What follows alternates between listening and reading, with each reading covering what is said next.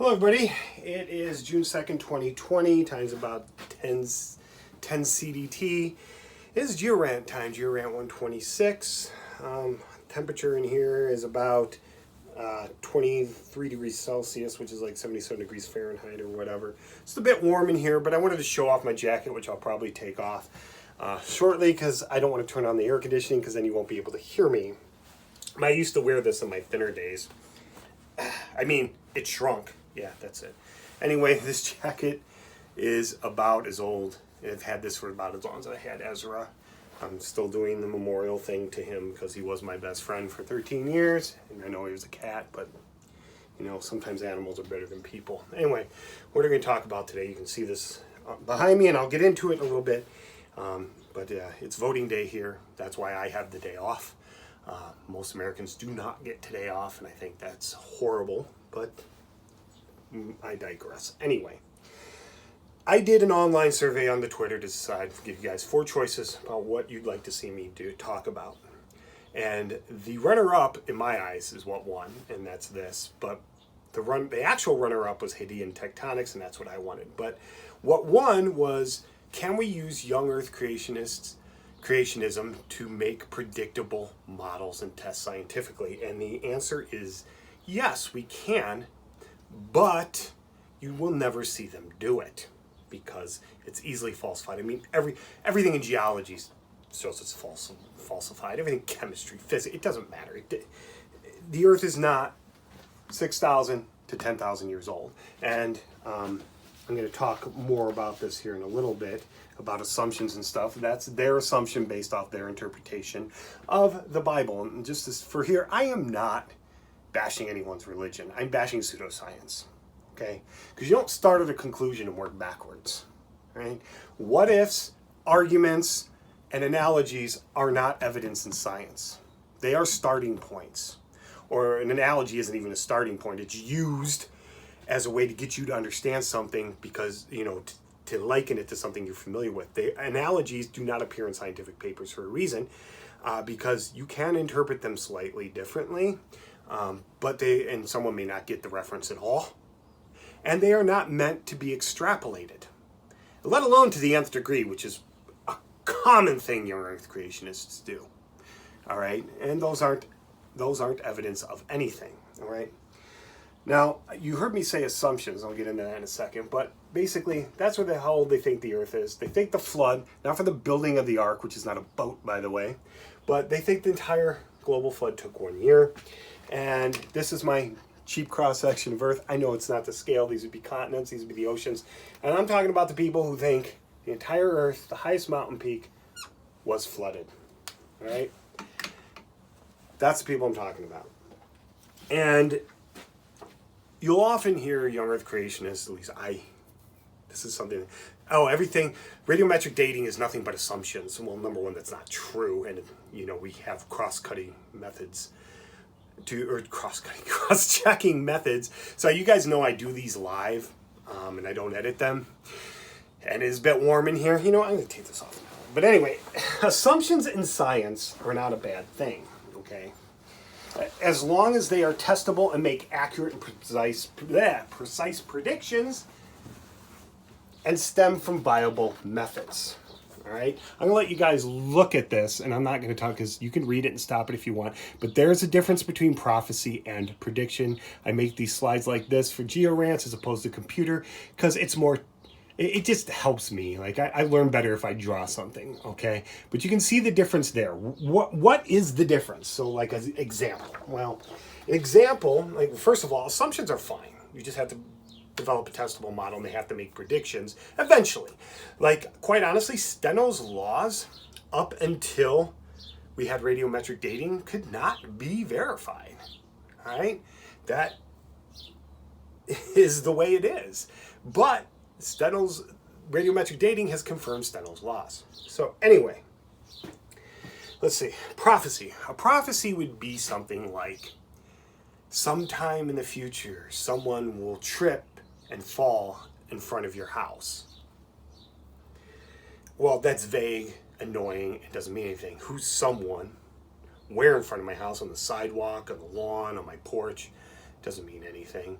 So basically, they trip in front of my house. I don't know how they tripped, what they tripped on. So anytime, sometime in the future, that's basically from now until my house is gone. All right. So that would be an example of prophecy, and it's not just I'm not just saying it's Nostradamus does the same crap. All right. Prophecies aren't fulfilled until someone looks back, and that's not how a prediction works. Not a scientific one. Okay. A prediction would be, say I observe people, walking in front of, the house, and I noticed at about 5 p.m., 1700 local time, Joe, my neighbor, tends to trip over the sidewalk. They say there's an offset or something a little bit. He gets home from work, he goes for a walk, he goes that way, and he trips. Okay, I watch this for a while, and it happens consistently. He tends not to do it on Mondays and Fridays, so I start collecting this data, and I make the following prediction, that next Tuesday, at about 1700, plus or minus 5 minutes, there's margins of errors of these things, but not plus or minus 10 hours, okay? My neighbor Joe will walk down my sidewalk to the south and trip exactly 2.5 meters, or what is that, 8-ish feet, somewhere around there, from the beginning of my driveway along my sidewalk, heading south. That is a prediction. And you remember how I just sat there and said, I'm collecting evidence? That'll back it. That led me to my prediction. Now, if he trips in that time frame, I have an accurate model of his behavior. All right? So it's a legitimate thing. Okay? In science, we never prove anything. We don't deal in truth. We just deal with what we can model. And if we have an accurate model that makes accurate, precise predictions, it's reflective of reality. All right? So that's the difference between assumption or prophecy and prediction. All right, but I am going to specifically talk about zircons, and specifically detrital zircons. This is not a geochem class. This is not a geophysics class. This is not a structural geology class or anything like that. I've talked about all this stuff before. A lot of the stuff I'm going to mention I've touched on before in other videos, and those who follow me know. But I'm going to specifically use detrital zircons from clastic sedimentary rocks. And I'm going to use sandstone as the example. We're going to exclude chemical and biological rocks like limestones and hydrite, coal, stuff like that. Because we can't really get good zircons from these things anyway. Coarse grain sediments tend to have better zircons, bigger zircons, and I'm going to show you zircons do stand the test of weathering, they do still get weathered like everything else does. And they, so you want bigger ones because near the center is going to be the least amount of things that can, the most accurate date. We are aware that zircons, that dating can be messed with. We are aware of this. This is not a big secret. All right. Now, as you go further back in time, especially the Hadean, it gets harder to tell because the stratigraphy is hard to tell. We have very little things to guide us. We just get numbers, and I've talked about the Jack Hills and things like that before. But younger stuff, we have pretty good understanding because in Hadean, plate tectonics wasn't even a thing. So, but generally the consensus is that the Earth is around, depending on where you put its, if you're using its formation, the formation of a crust, the impact of the moon or whatever you're using, it's around there. 4.5 billion years old, or 4,540 million years old. By the way, you'll see this for billion in some of my slides, and you'll see this for million. And I apologize, I am not consistent with one or the other. But now, what do you see here? All right. What you see is this is a huge order of magnitude different. Even this, right? We're talking, what? Thousands upon thousands of orders of magnitude different. We're not talking like young Earth creationists think the Earth is, 60 million years old to 100 million years old. Might have a better leg to stand on. I mean, they're talking it's 6,000 to 10,000. All right. Erase those so they don't confuse you. All right.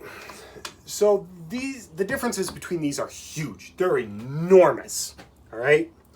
So any predictive model we use based off, in this case, clastic sedimentary rocks, we should be able to develop two very different models using the same methods and tools.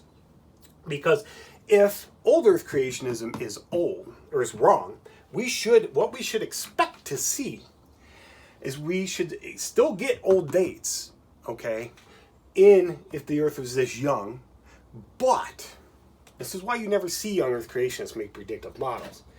Say we're pulling sediments from here. We're getting our zircons from here. Down here, our sediment, that's our basement. We should expect to see zircons. Now, in an old Earth model, we'd expect to see zircons from maybe here or here as a source area. But young Earth creationism predicts we should get some from here. Now, why would it predict that? Well, we'll just say our youngest zircon down here comes to that. And we'll say this is an igneous, this is sedimentary, this is igneous, and that's firmly dated at 50 MA, millions of years, and MA, okay? Why should we expect to see this down here? Well, because if you have a global flood, you are going to get sediments and a lot of energy in it. You are going to get stuff moving from there to here. You are having a global movement of the oceans, okay? So regardless, in a young Earth creationist model, regardless of where the sedimentary rocks are, we should see an even spread of zircons from the beginning of the Earth to this time, essentially zero, okay? And I'm gonna get into that a little bit, all right? But first I gotta talk about why we're using classic sedimentary rocks. Those of you who know me know I like to do cards for Geo-Rants. You know, it's a little, I learn better this way. So you have classic sedimentary rocks are derived from older rocks, and you're going to see a diagram of this. That means they're all that means all the transported grains within have to be older than the classic sediments, because you cannot transport a grain if it does not exist. All right. Any zircons in the sediment are older than the sediments because they are also transported with the quartz and the feldspars and anything else. Okay. So any ages obtained from the zircons tell us the maximum age of the clastic sediments. What does that mean? In the old Earth model, if I get a bunch of zircons, we'll just say these are all in MAs. This is just for examples. All right. These are all MAs. I get all these zircons from my sedimentary clastic rock sandstone. My sandstone cannot be older than this. It can be younger, depending on what we have above and below. If we have a binding thing like an igneous intrusion that crosscuts all this, that can help lock it down. But a lot of times we don't, and you're going to see that in an example. But it can be younger than that 950, but it cannot be older. Well, why not? Well, because you cannot incorporate zircons that do not exist. Wait. You could be younger than this, but you cannot be older than this, okay? Because say you think it's here. Well, that would mean you've got this zircon. That would mean that you are wrong in your age determination because you cannot transport something that does not exist, okay? And that kind of harks back to this as well. So anyway, so you cannot be older than your youngest zircon. Sorry, I stumbled there for a second, but I think I corrected myself. I think that makes sense. All right, so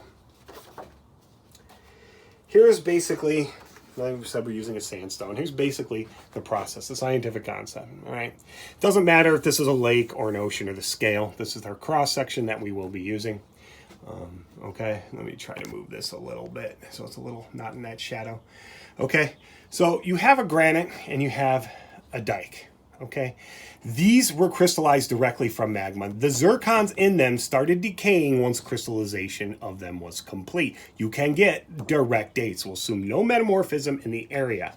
All right.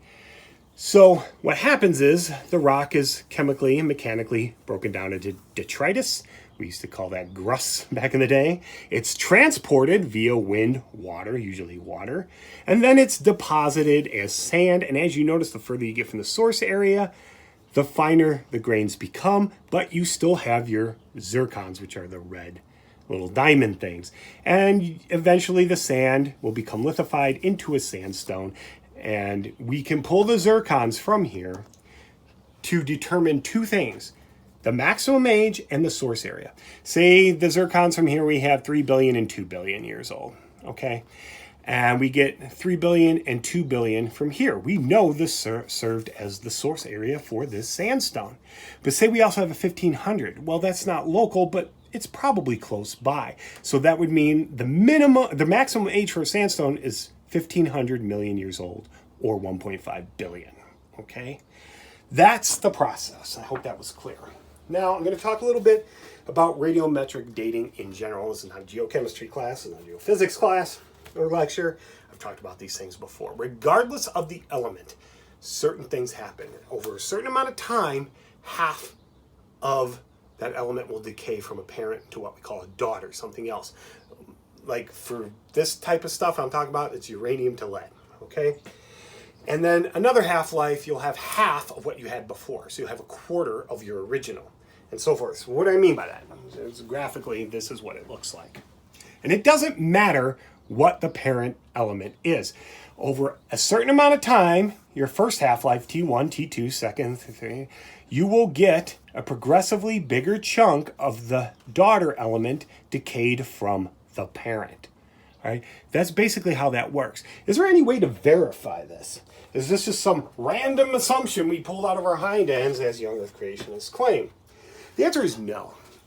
When I was younger, in my day, we had 103 elements on the periodic table. I think it was 103, something like that. I don't even know how many there are now. 130, something like that. Well, where all these other elements come from? Well, there's only, 88 natural elements in nature? We created a lot of these elements. And what they'll do is most of them, they will decay into something stable. We don't see these in nature because they're unstable. They decay, okay? And a lot of them will produce daughter elements. And we can watch them. Why? Because they have really short half-lives. I think some of them are in milliseconds, all right? So if they all do this, it's not an unreasonable assumption to assume all other radioactive elements will do this. If we had it just happen for one, that might be the properties specific to that element. But it's not, all right? And we do have, I know young Earth creationists focus on carbon-14, and because it has a short half-life and it's more within their understanding of time. But in reality, anything more than 50,000 years, carbon-14 dating is worthless. All right? And there are things that can mess with our radiometric dating. We are aware of them. We do have methods to compensate for these for the most part, like Concordia diagrams and things like that. But those are lectures for other times. Okay? So we observe half-life in action. This is not something we pulled out of our backsides. All right? So what would a young Earth creationist model look like? Well, like I said, if you have a global flood, no matter what site you're pulling zircons from in your sandstone, you're going to find global zircons. Now, they will be they're going to be probably more biased to local and regional, but you will occasionally get one from far, far, far, far away. A different continent, to be precise. And, well, spoiler alerts, that has happened never. Okay, we don't see that happen. But, anyway, this is what it would look like. You would get a relatively even distribution of detrital zircons, all right? We would expect a global flood would derive sediments globally with slight local expected variations. I just covered that. If detrital zircon dating were giving a false old Earth results, we would expect to see younger zircons in clastic sediments that we thought were older. Like if we assumed classic sediment was Mesoproterozoic, we would see Miocene zircons. Mesoproterozoic, 1,500 million years ago in the Miocene. Oh crap, of course I use that and I don't know. Closer, well, it's post-dinosaur. Sorry, I apologize for that. Dates would be scattered, random, and mostly arbitrary if the entire Earth, to include the highest mountain, was, I probably should say, was underwater, regardless of stratigraphic position. And I've gone, that's what this is trying to tell you, right? Well, what would an old Earth model look like? Well, we would expect to see something more like this. All right. No global flood means sediments are derived more locally and to a lesser degree regionally. Gaps demonstrate we have different and widespread deposition of the zircon's original protolith. The ages of the zircons agree with the ages of known igneous rocks in the area. The detrital zircons provide evidence that Steno's laws of stratigraphy are accurate. And this is just something I made up, but it demonstrates what I'm trying to show you here. The green are the local and regional igneous events. The yellow bars showing the histogram, like the same thing on the young Earth creationist model, show you your number of zircons via your age of years. You see what happens is they peak, because as the sediments are derived from different source areas, you'll get an influx at one time then at another. And you'll see, since they're derived from existing rocks, there should be gaps, and there are. Like between 3 billion and 3.25 billion, we have a gap, right? Because there's no source. There was no igneous source or other source that it could pull anything in this area from, because it wasn't derived globally, okay? And there you see there's nothing here, and there's nothing here. What we have here is we have two dated granites. That's what the G's are. I'll put them here because that's what the G's are. Here and here, and this sedimentary rock sits upon both of these. Sedimentary rocks can cover vast areas and cover different igneous bodies. So we would have, if we had nothing else, we'd have a maximum age of that. But we have more, so that's not our maximum age. We have more detrital zircons. We have a local failed rift that most of these were derived from. And thankfully, in this case, we have a cross-cutting basalt dike at 1.10 billion years old. So we can bracket this thing. Assuming no other clastic sediments above or below the unit, our clastic sediment was deposited within a window of 1.5 to 1.10 billion years. So 1.15 to 1.10. In this window, right here. Because you cannot be older than your youngest zircon, and due to the laws of cross-cutting relationships, this intrudes our sedimentary rock, so that gives us the youngest age possible. If we got some stuff over here or over here, that would throw wrenches into this. But that doesn't happen, and anyway. But I'm talking about models here. I'm trying to show you why young Earth creationism doesn't work out. Well, one of the reasons why it doesn't work out. Anyway, this is getting really long. So, all right. Say we have an outcrop. Okay. You can see, take your time, tonalite, sandstone, shale, limestone, sandstone, basalt, cross-cutting, all this stuff, but not this. So that tells us this is younger than this, and this is all older than this because this cross-cuts everything. That's based on Steno's laws. All right, so say we have actual dates, the red circles, the red X's, the yellow backgrounds are our actual dated zircons from our igneous units. So they're actual dates. And we have others to the west, to the north, and to the east, because this sedimentary package can be derived from further away. All right, so before we do any dating, assume based on stratigraphic relationships and laws of superposition and all that stuff, that this is late Proterozoic within that range. This is probably Mesoproterozoic. So we pull these 7 zircons. Number 4 doesn't yield anything. It's from a shale. Not surprising. So we make predictions. In an old Earth model, what we would expect to see is detrital zircons should all be within this window, because that's where we think it is.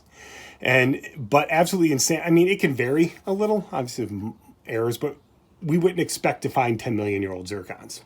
Okay, so samples 1 to 5 should be younger, and they had this is immutable. This cannot be moved. They should all be younger than this basalt. Why? Because basalt cross-cuts everything. You can't cross-cut this stuff if it doesn't exist. All right, and 6 and 7 should our prediction contain some of these, but they don't have to. All right, or they should. As long as it's younger than this, our model is correct, all right? we're just assuming that since it sits upon the basalt that we're going to find those zircons in it. All right? But say this is aeolian and wind-derived. See how it's cross-bedded? Chances are it's been transported a little further. So, what would we expect to see? If we got results like this would be strong evidence for a young Earth model. Why? Because we have firm dates for this in our local igneous units. Remember, we're assuming no metamorphism. So, you know, if this had a 50 million year old zircon in it, we have nothing igneous that it could be sourced from. It's 50 million years old. It must have been sourced from far, far, far away. And then, you know, 2, we get some from here, and then we get this. 4, nothing, fine. 5, we get 4,200, and then we get 1,300 and 2757, which does tell us, regardless of the age of the Earth, that the rhyolite and this granite did source this. And that's the kind of thing you'd expect to see in a young Earth creationist model.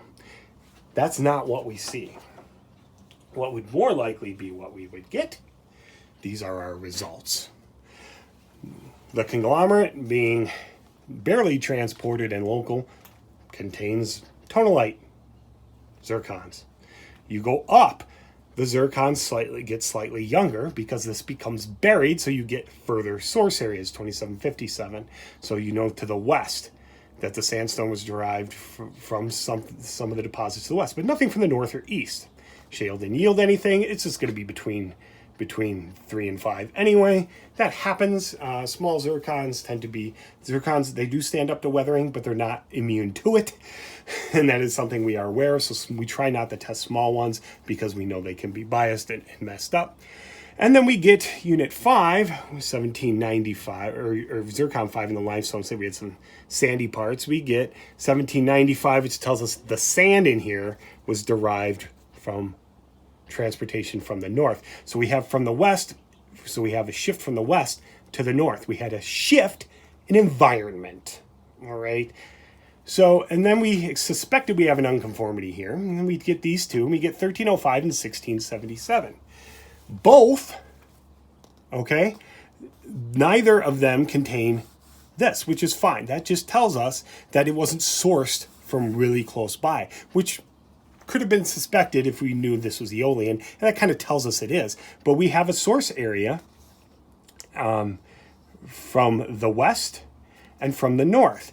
So we've shifted from having a west source area, having a north, to having an alternating west and north. So that tells us something else was happening, and like a movement to the continents or a burial of a source area, something like that. All right.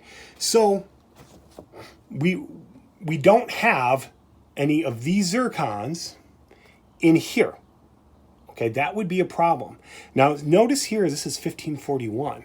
Well, what? That's the bake zone. That represents a resetting. We are aware of these things. This is why it's important to go out in the field and look and not just read a bunch of stuff and go, oh yeah, that's what it is. All right. So, but we would know that because we see the bake zone up through here. Okay. That would not be a good place to get a zircon. Say they were trying to see if there was if the intrusion, they directly dated this, and then the bake zone would be a confirmation for this. Okay, it doesn't give you an age of this. We know things can mess with these ages. That would be a contact metamorphic event and is not subject to the laws of stratigraphy. All right, so that is what would happen in an old Earth model.